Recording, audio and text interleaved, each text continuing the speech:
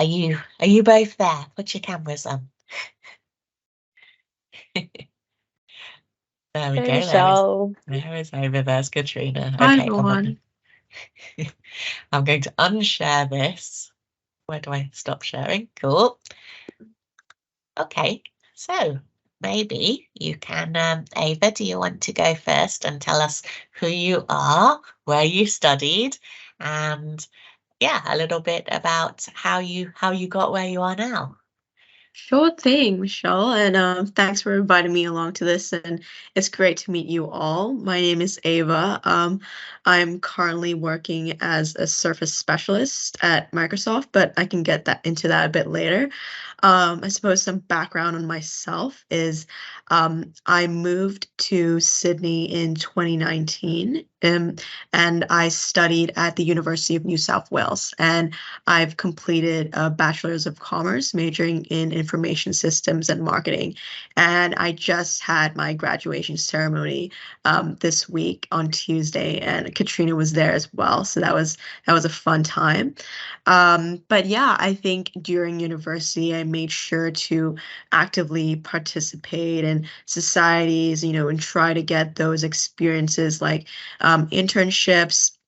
So I've, had experience working in startups for a few months at Woolies X doing marketing.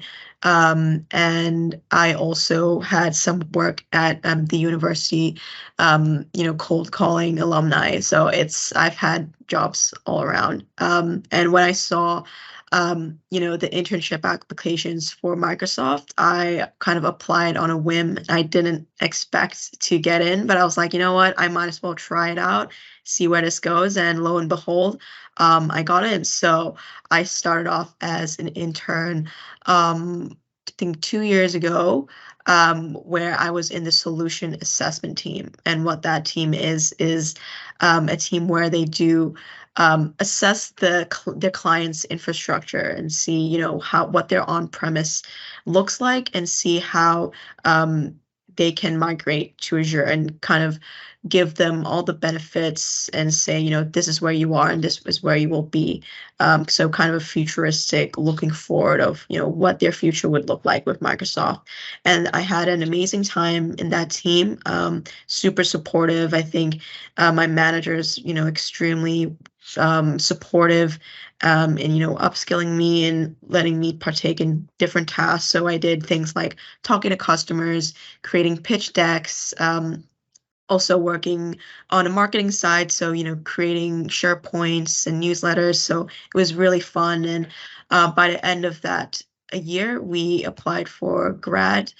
So the Aspire program, and there were a few roles available, and I, interviewed with a bunch of different managers, and I was lucky enough to get a Surface specialist role under Ian Hurd. So what that entails is that I basically am an expert in hardware. So, whether that be Surface laptops, the 2-in-1 tablets, Surface hubs, you may have heard of those, big LCD screens which you can whiteboard on. And I communicate and sell the benefits of the hardware to financial services companies. So think of, Macquarie Bank, AMP, NAB, companies like that.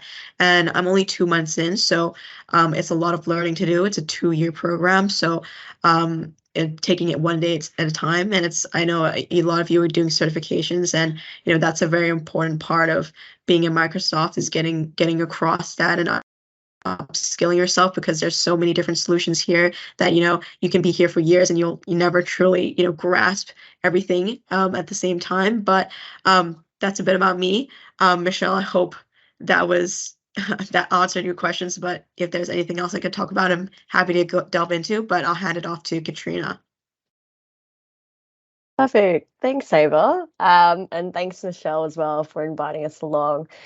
Definitely sprung this on us a bit of a surprise, but happy to help out. So I think I have a very similar kind of career journey to Ava, I would say. So we're both at UNSW, and I studied a commerce degree, majoring in information systems and marketing. And I was lucky enough to be part of the co-op program at UNSW. So what that is, it's basically a program where you work and study at the same time. So I did 3 work placements during my 4 years of university. So sometimes I did university part-time, sometimes I did it full-time. So my first placement was at the Digital Transformation Agency. So that was really good in giving me kind of a first lens into what tech was.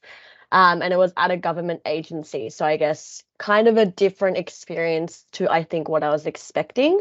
But I think kind of very useful down the track of my career, because I think, a lot of consulting, a lot of sales, you work with government. So I think it really gave me that insider kind of knowledge of what working in government and working in tech would be like. And then following that, I did a placement at Box of Books, which is a startup. So it's an education startup where they basically provide and provision digital textbooks to different primary school children.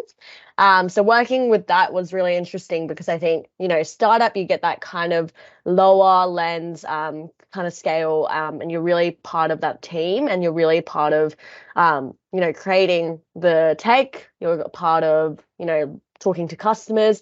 So I think you're kind of doing it all. So it's a really interesting experience.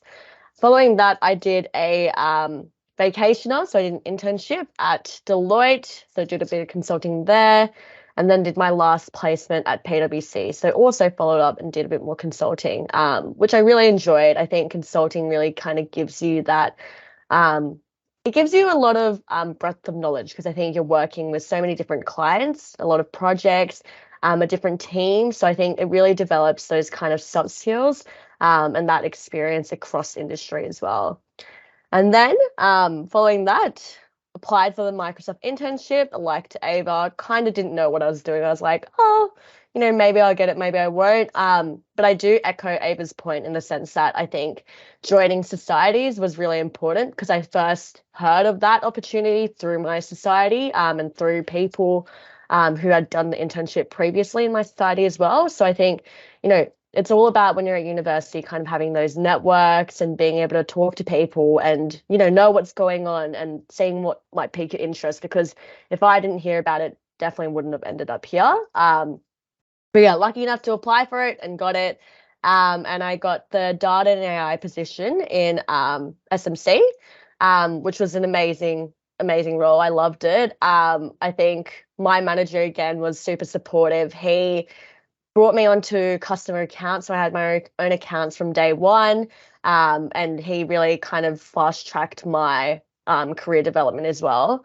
But I actually finished up in August and then I went on a student exchange. So I did a study abroad program in Boston. SMC is small, medium corporates. Sorry to everyone.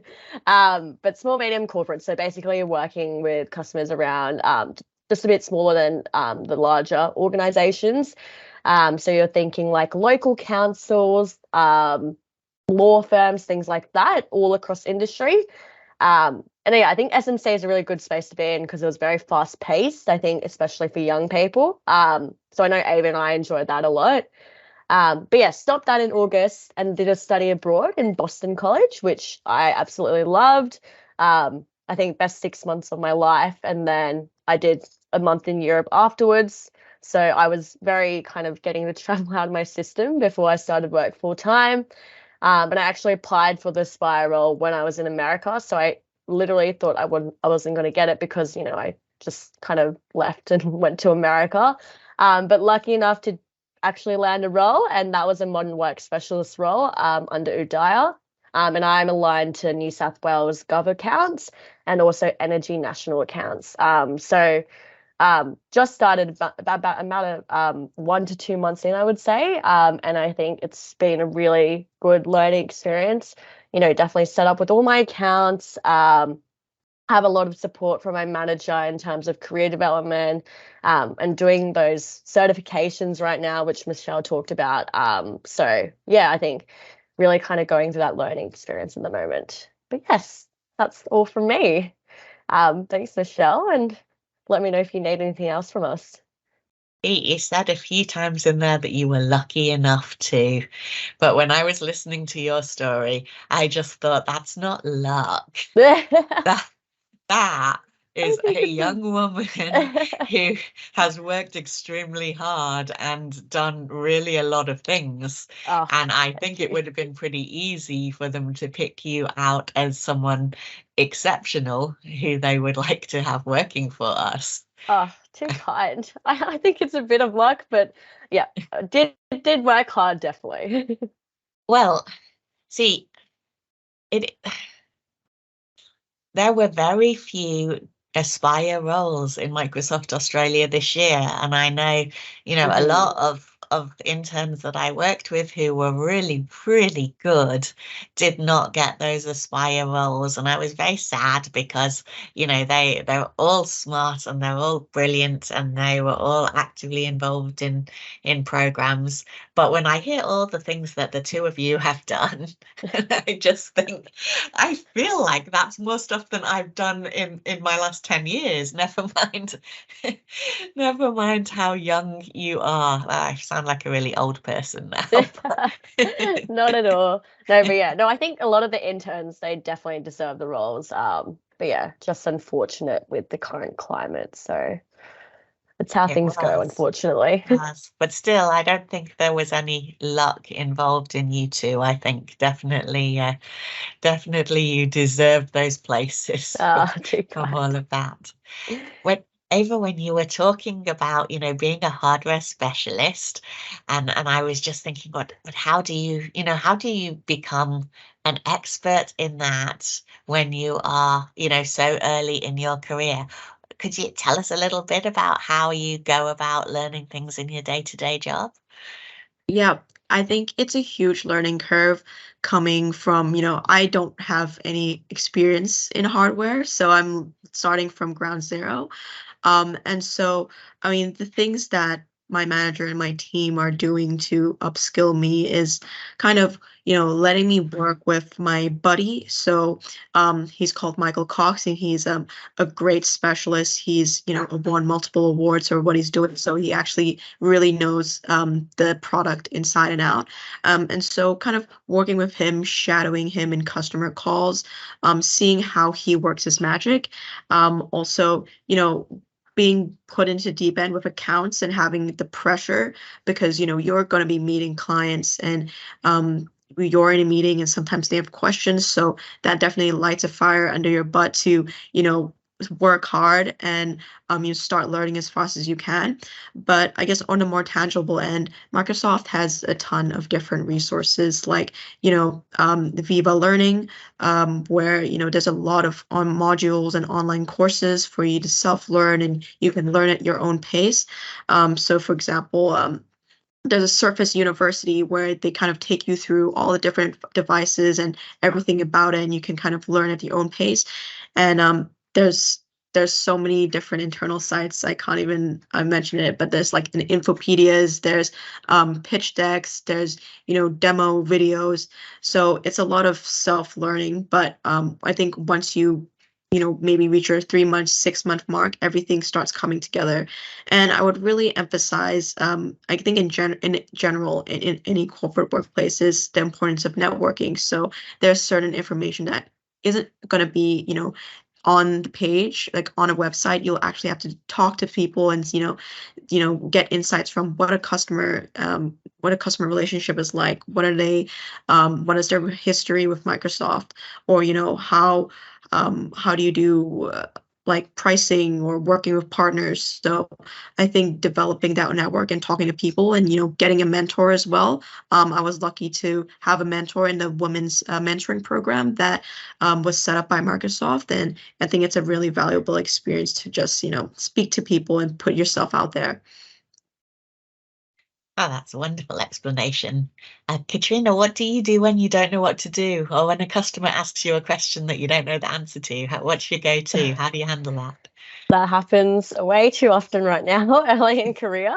But I think what I've really learned from my experience throughout internship and also now is that I think the customer isn't always expecting you to have the answer right there on your hand. They understand that you can kind of go back, you can kind of say, let me get back to you. Because I think what matters is not that you're giving them kind of an answer that you just get off the top of your head. What matters is that you're giving them an accurate answer that is well thought out and that aligns to what Microsoft actually believes in. So I think it's the quality of the answer that matters rather than the actual answering it on time. But I think also if you're by yourself, that's kind of the case. You can kind of say, let me get back to you, go back to them later. But if you're with your team, I would say really leverage the team that you're with on the call with. So I have a team full of technical specialists. I have my AE, so my account executive. I have my account tech strategist. And they all vary from, team specialists to cloud endpoint specialists to security specialists. So I think really leveraging their knowledge as well when you don't have the knowledge starting out is a really good way to go about it. I think obviously take a shot at answering the question, because I think it's good practice to actually be able to explain it to yourself. And I think that's a huge learning curve in itself. But don't forget to actually leverage your specialists. So make sure you talk to them, bring them into the conversations that you have, because I think they can offer definitely a deeper level of technical expertise. So I think that's the way I would go about it. Yeah. When I joined Microsoft, I had this game I played called Top 5 Microsofties, and I would ask each person I met who their top 5 Microsofties were. Yes. So as a way of, sort of fast tracking my networking and finding out who are the most inspiring people or the best mentors or the best people in their roles. And then I would seek out those 5 people that they named and get to know them as well. But also they would explain to me why those were their 5 favorite people. And when people explain what it is they value in other people, you get to know them a lot better as well. And I think it's kind of similar to a thing I've seen around how you become the sum of the 5 closest people you have around you. So you should always pick people that you think are better than you or further along the journey, because then they will help you to rise. Do you have any people that you want to name as being your inspiring mentors right now, or people that you look at and you just think, I want to be them in 5 years' time? Absolutely. I know that my ex-buddy, Jonathan Kwan, I'm not sure if you've met him, but he's absolutely amazing. He was an Aspire, I want to say maybe 5-6 years back. So I think perfectly within that time range. And he used to be on the same team as me in the data and AI space in SMC. And, he was always just helping me throughout my whole entire career journey, whether it be, we would talk about things like investing, like where do you invest your money? He would give me advice on buying a house, give me relationship advice. He would just kind of be there for all aspects of my entire life. But I think in terms of career development, he really kind of took me under his wing and introduced me to people. And I think as an intern, that's what I really needed. I needed someone to basically show me around to, I guess, create my network. So he already had his own established network. He was quite a distinguished Microsoftie. He worked really hard, so a lot of people valued him as well. And I think by bringing me under his wing and kind of introducing me to his network as well, I think he, really was able to get me connected to people that I didn't think I would be connected to otherwise. And he kind of set those steps for me as well. So, when you're looking for resources, when you're learning, he would kind of just send you the link straight away. You didn't need to kind of look and dig through it yourself. When it came to having questions about customers, kind of going to him and he would kind of just shoot you the question straight over. So I think it was a big time saver in terms of learning. He would kind of just, give you the direct answer and then kind of take you along. And I didn't think I would still be connected to him when I was graduated, but lo and behold, we're still really great friends right now. I catch up with him maybe once a week in office. And we still kind of talk and he still kind of carries me through that career development. And I think what's valuable about that as well, he kind of I think he's really good in kind of opening your perspective. So I think looking beyond your current role, seeing what your future might be, and I think that's something that you really need in your career. A mentor who's basically going to help you look at not just only now, but laying down the path from now to the future. So I guess what your aspirations are, and I guess step by step how we're going to get there. But I don't know if Ava has anything to add, because I feel like you probably would as well. I know you had a really good mentor. Yeah, I would say during my internship, I had a really great manager, and I'm happy to, call her my mentor for that period of time. I think she had just had a very, caring maternal side to her that meant, an early in career would really prosper, working with her. So, again, as Katrina said, they not only care about the work they also care about who you are as a person. So, whether that be checking in on your mental health, seeing how you're going with uni. When I had exams, she was like, take the day off, concentrate. Uni is, way more important than what you're doing right now. So, always be curious about the people around you, and sometimes people are having a bad day, and that's just what is going on in their personal life, so you should be caring and empathetic to what's going on. And I think she also cared about a lot about career progression, so having those deep chats about where do you see yourself in 5 years. Do you see yourself working at Microsoft? And what are your motivations? Like, let's dive deep into are you motivated by your brand, by climbing up the ladder and becoming a manager, or are you motivated by money? What is it that wakes you up in the morning? Or things like what are areas of your development that I can help you on, and let's try to flesh out tasks that I can help you do that can really help you grow. So if you want to speak to customers, if you want to improve on your pitching, let's see how we can take you from the level you are now, and let's see where you are in at the end of the year, and see how you progress. So I think that close eye on where an intern is and how they progress is something that is really invaluable. And I'm at the moment I'm being mentored by Kaylee Hosking.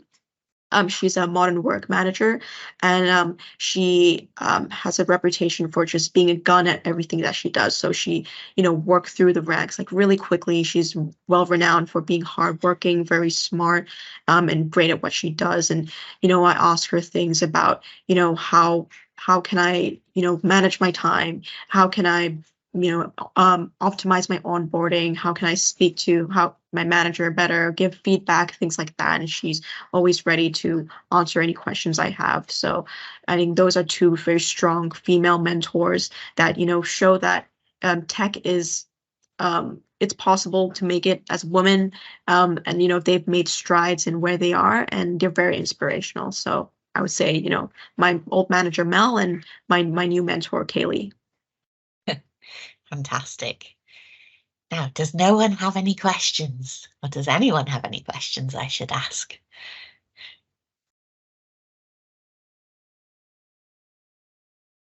See, they are always very quiet and shy. There we go. That's one question. I can take a go at this first. Where can you look for internships? I actually think, like I said before, I would say your network is very important when it comes to looking for internships. So I think where I always looked first was personal experience. So I always talked to a lot of people, talked to friends that I made in societies, talked to friends that I made in previous internships, things like that, to hear about their experience of internships, to see, what might fit what I'm interested in personally. No, we can't hear your dog snoring, actually. We're all good. excellent noise cancellation from Teams. I know, good stuff. And I think beyond that, I guess, in terms of actual practical sites, things like that, I think LinkedIn is a really good place to look for it, firstly. So if you just look at the jobs and you filter it by internships, I guess graduate roles, early in career roles, that's a really good place to start. I think there's a site called Grad Australia as well, and they list all the kind of different internships there as well. What else? I guess if you just, I think if you just straight up Google internships in Australia, a lot will come up. That's what I used to just do during in the internship period. Like I used to just like literally mass Google every single day, like internships in Australia, and just be like, okay, this is like what I like. Have a list, have a spreadsheet kind of listed out like these are the dates that this application is open. This is the one that I'm interested. These are kind of the roles that I need. Okay, for Microsoft, I see. So Microsoft, they come out on the Microsoft Australia website. So usually, Ava, I'm not sure, and Michelle, if you know, timing wise, it was August, I think they came out that applications. Around the end of the year. Yeah. It's kind of a weird thing, but it is what it is. Everything was later this year. Yeah. Everything was late, and yeah, it was not. They were promising us that we would see those things like 2 months before we saw them. So yeah, I think you can put a flag like on the Microsoft website. I mean, you can for the jobs. I think you probably can for the internships and the grad hire roles as well, to say, email me when something comes up on the website saying there's jobs. Yeah, I think I think I found it through LinkedIn actually, my first time. It popped up for me. And then I think also just staying connected with Michelle, Ava, and I, because I'm sure we'll post about when when internships are actually released. And you're in your second last year of uni. Am I eligible for internships? I think second last semester. Oh, I don't think you would be eligible. Correct me if I'm wrong, Ava, Michelle. I think you're eligible for grad. Yeah, usually it's like a year before you grad, then you're eligible for an internship. But it seems like you're close to graduating already. Yeah, because usually the internship goes for the whole year. So I think our recommendation would be apply for an Aspire role. Yeah. Yeah, because when you're graduating, that's the role you apply for the grad hire scheme, which we call Aspire, which is what these two are in. For internships, you need at least 1 year left in your university because you do it for the whole year. But you're applying, you need to be applying before you're starting. It's not like you can apply now and start tomorrow. Yeah, it could be a few months process. How many internships did you apply for? How many internships did I apply? Where's that question? Oh, I'm just asking it. It's occurring to me because you said you had a spreadsheet. Oh, yeah. I'm just wondering, how many you applied for, because that's not luck either. That's hard work where you're, having a spreadsheet and applying for all these different opportunities and tracking which is what job and all of that. I can't remember off the top of my head, but it was definitely more than 10, more than 15. Like I applied for a lot. And I kind of just shot my net very far. So yeah. I think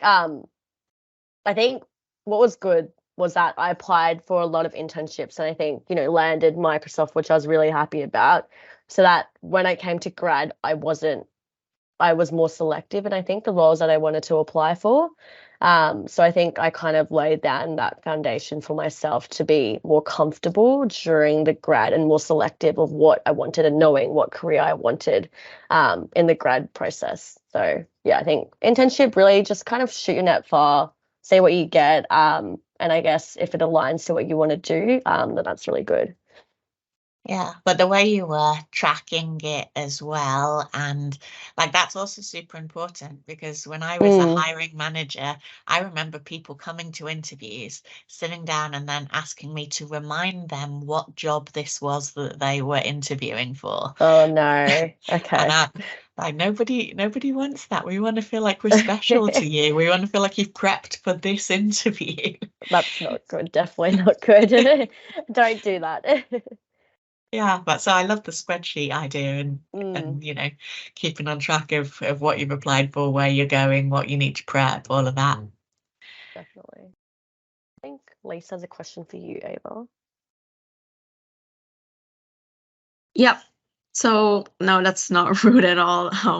Ask any questions you like, but yeah, there actually is program where you can get refurbished products. I think it's called Microsoft Certified Refurbished, and you can get a range of used secondhand laptops that are made sure they're working by Microsoft, and they're free of dents and scratches, and you can get it at a discounted price. So I'm sure you can just Google that, and you can find a bunch of different lists for laptops, tablets, two-in-ones. So I think, and it's done to a quite high standard because they go through a rigor of processing and checking and making sure that it works. So it's done by expert staff. So yeah, there's definitely a way you can get that.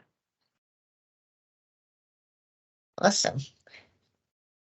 Cool. Any final bits of advice before we let you go? Like one top tip for students. One each. You can go first, Ava. One top tip. I'd say you are going to get rejections when you apply and put yourself out there. That's just the way the world works. You're not going to get 100% of everything all the time. And kind of my advice would be to just take that on the chin and say, let's say you went for an interview, you got to the final round, and then you didn't get it. That's okay because you went through that experience of interviewing and applying, and along that journey, you learned a plethora of things about the recruitment process. Hopefully you asked for feedback after that interview. And maybe you went into an assessment center and you did a group activity, and you can kind of self-reflect on how you did, things you did well, what things you could improve on. So I think in a way, the more rejections you get and the more experience you go through, the better you become, and the more you get to practice with real life scenarios. So don't get disheartened if things don't pan out your way. I've been rejected loads of times. I'm sure everyone here has. But at the end of the day, look where we are now. You don't know where you will be in a year or two. So just take it on a chin and yeah, keep trying. Oh, that's excellent advice. Katrina, what have you got? My advice, I think, would be to kind of work hard in the early days. And what I mean by that is I think it's your kind of internships and your grads, I think, is where it might not necessarily be where you end up in your future, but I think it's where you kind of lay down the foundations of your career. So I think, being aligned in, I guess, finding a job which aligns to your interests in the future, I think is a very good way to go about it. I think I can hear dog snoring now. He's very loud. That's my mum's one. He's staying with me while she's in Singapore. 2 I weeks. gotcha. Very nice. But yeah, I think what I mean, also working hard is, building that network with all your friends, kind of looking at societies, looking at different roles, seeing what might be a good potential fit for your future career. Casting your net wide in terms of internships, in terms of grad opportunities, like really kind of just see what you can get out there. And then I think pick the one that's best fit for you. And then I think also you know, when you do land that internship, when you do land that grad role, try to absorb everything that you can from that role. Like, it might not be the ideal role for you, you might not be enjoying it at the time, but there's always something you're going to be learning from that role. So I think just take as much as you can from that role, and really, you know, get involved, look at the different networks you can make in that role, look at the different, I guess, skills, ideas, people that you can meet, because I think all of that is going to feed into what your future career is going to be. So never take an opportunity and just be like, you know, this is useless. Always try to make the most of everything, because, you know, I think you're lucky to get any opportunity, and you just need to kind of take it and really work for it and work hard. So yeah. Another great point. On that one, I would say definitely like take the opportunity to blog about those things on social media. So, you know, if you learned something, you've been somewhere, you've done something, you learned something new today, then you know, write about it on LinkedIn or record a little video, put it on YouTube or, you know, on TikTok if it really is a little video. But whatever you learn, if you try and share that experience with other people and teach and, you know, pay it forward by teaching other people around you, it will help you cement what you have learned better in your mind, and it will also help your friends and your network as well. So yeah, 2 great pieces of advice. Thank you both for joining us today, and thank you all, students, friends, everyone that joined. We're always so glad to have you here. And